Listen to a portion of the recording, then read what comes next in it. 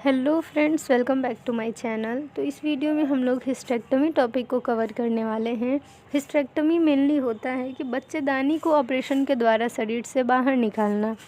तो hysterectomy topic बहुत ज़्यादा ही इम्पॉर्टेंट है, आप सभी के लिए बहुत ज़्यादा ही इम्पॉर्टेंट है, स्पेशली फॉर फीमेल्स यानी जो महिलाएं हैं उनके लिए, क्योंकि महिलाओं के शरीर में ही जो अंग होता है वही फीमेल रिप्रोडक्टिव सिस्टम है, जो कि रिस्पॉन्सिबल होता है किसके लिए, रिप्रोडक्शन के लिए, बच्चे होने के लिए।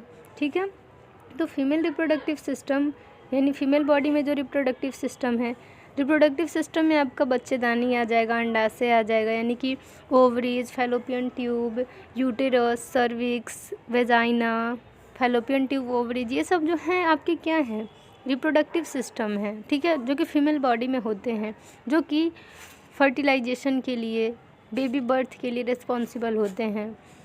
उसके बाद क्या है कि हिस्टेरेक्टमी क्या होता है। तो हिस्टेरेक्टमी हम लोगों ने जाना कि ऑपरेशन के द्वारा यानी सर्जिकल रिमूवल ऑफ यूट्रस। ठीक है, इंसिडेंस ऑफ हिस्टेरेक्टमी। तो हिस्टेरेक्टमी यानी कि विश्व भर में देखें तो कितना ज़्यादा इसका रेशियो है, हिस्टेरेक्टमी कितनी महिलाएं करवा रही हैं, कितना ज़्यादा हिस्टेरेक्टमी हो रहा है, तो वही है इंसिडेंस। ठीक है, इंडिकेशंस ऑफ हिस्टेरेक्टमी यानी कि इंडिकेशन का मतलब कब करवाना होता है, किन किन केसेस में हिस्टेरेक्टमी यानी कि बच्चेदानी को निकालने की ज़रूरत पड़ती है। क्लासिफिकेशन ऑफ हिस्टेरेक्टमी यानी हिस्टेरेक्टमी का क्लासिफिकेशन देखेंगे, टाइप देखेंगे। उसके बाद देखेंगे एब्डोमिनल हिस्टेरेक्टमी क्या होता है, वेजाइनल हिस्टेरेक्टमी क्या होता है, लापारोस्कोपिक हिस्टेरेक्टमी क्या होता है, क्या क्या कॉम्प्लिकेशंस हो सकती हैं ऑपरेशन के बाद, क्या क्या दिक्कतें हो सकती हैं। हिस्टेरेक्टमी के बाद आपका लाइफ कैसा होगा, महिलाओं की ज़िंदगी में क्या बदलाव आएंगे, क्या क्या उनके शरीर में नहीं होगा। तो हम लोग इस पूरे टॉपिक को इस वीडियो में कवर करेंगे। और फिलहाल हम लोग बस क्लासिफिकेशन, कॉम्प्लिकेशन और लाइफ आफ्टर हिस्टेरेक्टमी और पहले जितना टॉपिक है इंसिडेंस, इंडिकेशन, ये सब पढ़ेंगे। तो चलिए वीडियो में ज़्यादा अब देरी ना करते हुए अब स्टार्ट करते हैं। और अगर आपको वीडियो में इंटरेस्ट हो, पढ़ने का मन हो, तो वीडियो से जुड़े रहिए और शुरू से अंत तक वीडियो को वॉच करिए। What is hysterectomy? Hysterectomy is the surgical removal of the uterus. It is a common operation carried out to treat conditions of the female reproductive system. The cervix, ovaries and fallopian tubes might also be removed. यानी कि hysterectomy एक तरह का surgical removal है, किसका, तो uterus का, यानी बच्चेदानी को ऑपरेशन के द्वारा शरीर से बाहर निकाल देना। ये मेनली बहुत ज़्यादा ही कॉमन, बहुत ही सामान्यतः होने वाला ऑपरेशन है, जो कि महिलाओं के शरीर में हुआ करती हैं। ठीक है, क्योंकि महिलाएं ही बस यूट्रस कैरी करती हैं, मेल बॉडी में तो होता नहीं है। जैसे मेल के शरीर में बीपीएच बहुत ही कॉमन बीमारी है और टीयूआरपी कॉमन सर्जरी है, उस तरह से महिलाओं के शरीर में यूट्रस रिमूवल सर्जरी यानी हिस्टेरेक्टमी बहुत ज़्यादा ही कॉमन है।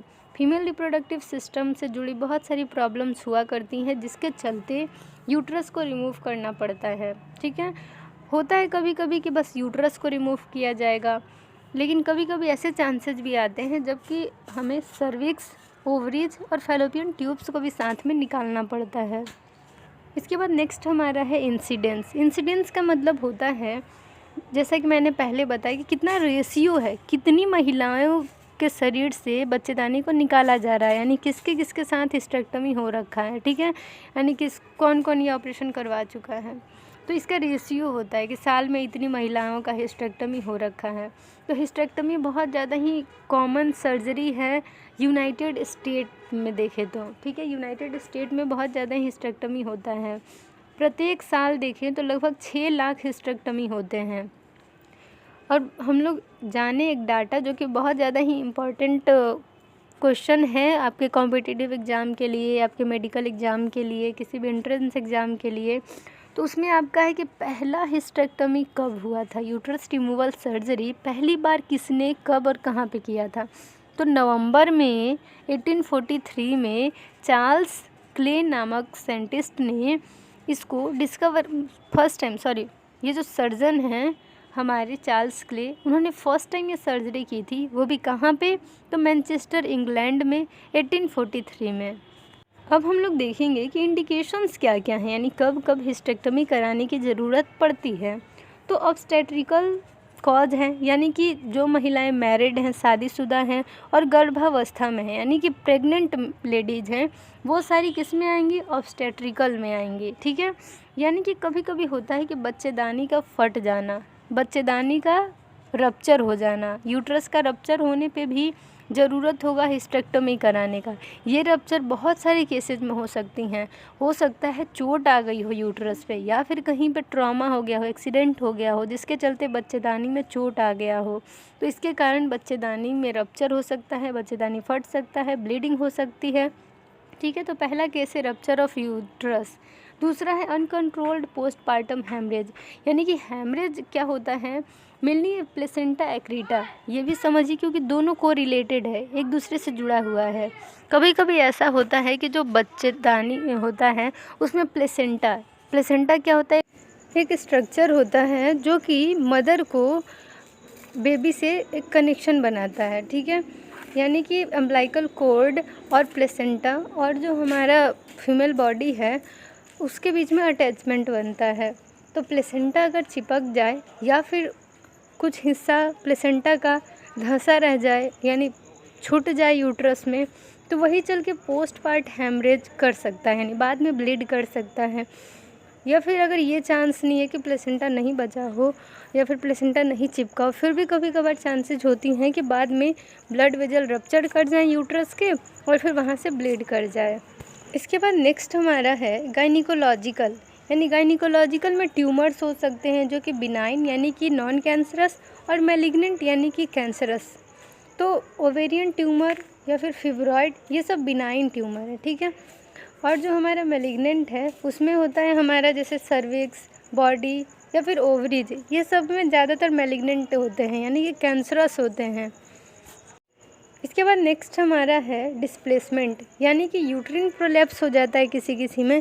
मेनली जब वेजाइनल डिलीवरी होती है तो उस केस में बहुत ज़्यादा ही प्रेशर पड़ता है और जो हमारा बच्चेदानी है वो वेजाइना यानी कि यूट्रस जो है वो वेजाइना में प्रोलैप्स कर जाता है, यानी कि नीचे की तरफ खसक जाता है, जिसके कारण बहुत तरह की दिक्कतें देखने को मिलती हैं। इसीलिए मेनली जो है यूट्रिन प्रोलैप्स के केस में हिस्टेक्टोमी कराई जाती हैं। उसके बाद नेक्स्ट है हमारा some cases of dysfunctional uterine bleeding, यानी कि फीमेल बॉडी में क्या होता है कि अगर कभी चोट आ गई या फिर ट्रॉमा के केसेस में, यानी एक्सीडेंटल केस हो गया, अचानक से कहीं से चोट लग गई और वो बच्चेदानी यानी यूट्रस पर अगर चोट आती है तो ब्लीडिंग हो सकता है और वेजाइनल ब्लीडिंग हो सकता है। यूट्रस से ब्लीड करेगा तो वेजाइना के थ्रू बाहर आएगा। तो यही है कि ये डिसफंक्शनल यूटेराइन ब्लीडिंग कहलाएगा, अचानक से चोट लगना, ट्रॉमा होना और फिर ब्लीड करना।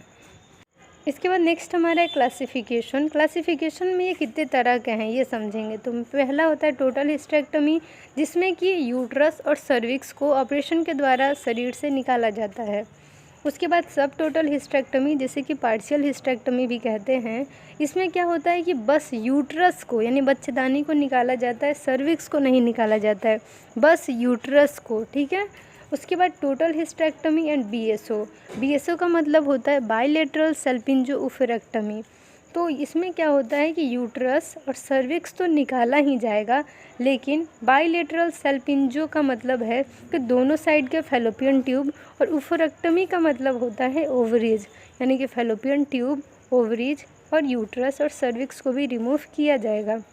इसके बाद नेक्स्ट है रेडिकल और वर्थिम हिस्टेक्टमी, जिसमें कि वर्थिम हिस्टेक्टमी दूसरा नाम है रेडिकल हिस्टेक्टमी का, और ये सबसे एडवांस होता है, यानी कि जो भी फीमेल रिप्रोडक्टिव सिस्टम का हिस्सा है उन सबको निकाला जाता है, जिसमें हमारा यूट्रस हो गया, सर्विक्स हो गया, दोनों साइड के फैलोपियन ट्यूब्स जिसे कि ओविडक्ट भी कहते हैं, ओवरीज को भी निकाला जाता है, और 1/3 पार्ट ऑफ वेजाइना यानी कि वेजाइना का 1/3 हिस्सा भी निकाला जाएगा, और आसपास में जो भी टिश्यू हैं अफेक्टेड, जो भी लिम्फ नोड्स हैं उन्हें भी निकाला जाता है।